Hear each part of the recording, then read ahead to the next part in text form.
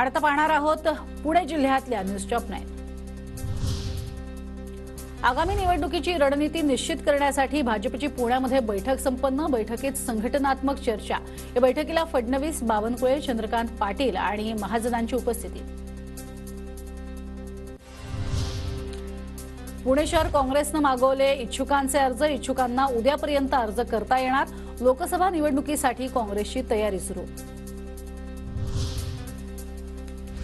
रामाबद्दल वक्तव्य केल्याप्रकरणी जितेंद्र आव्हाडांना अटक करण्याची मागणी। पुण्याच्या भोरमध्ये शिवसेना शून्य गटाच्या कार्यकर्त्यांची मागणी।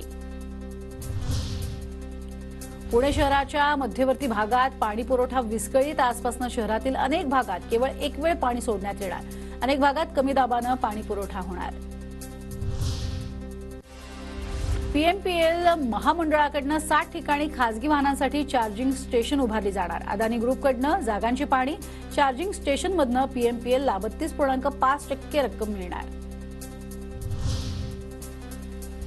समाज कल्याण विभागाची भरती रखडली। अर्ज भरून 7 महिने उलटूनही परीक्षेच्या तारखांची घोषणा नाही। उमेदवारांमध्ये संभ्रमाचं वातावरण।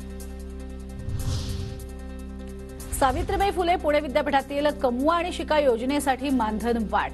45 रुपये प्रति तास ऐवजी विद्यार्थ्यांना आता 55 रुपये प्रति तास दराने मानधन दिलं जाणार। पुणे महापालिका हद्दीमध्ये राहणाऱ्या 10वी आणि 12वी उत्तीर्ण विद्यार्थ्यांसाठी अर्थसहाय्य योजना। शैक्षणिक सहाय्यासाठी 10,841 अर्ज। शिष्यवृत्तीसाठी पालिकेकडून 21 कोटींची तरतूद।